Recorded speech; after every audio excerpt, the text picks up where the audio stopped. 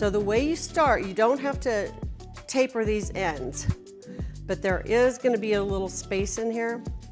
So what we're going to do is take the first one. You can choose any spoke. They're all exactly the same.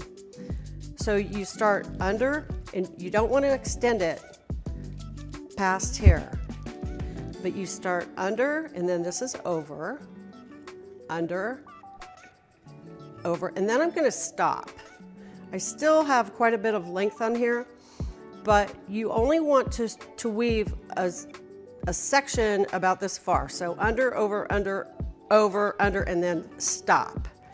Now, some people have a tendency to keep going.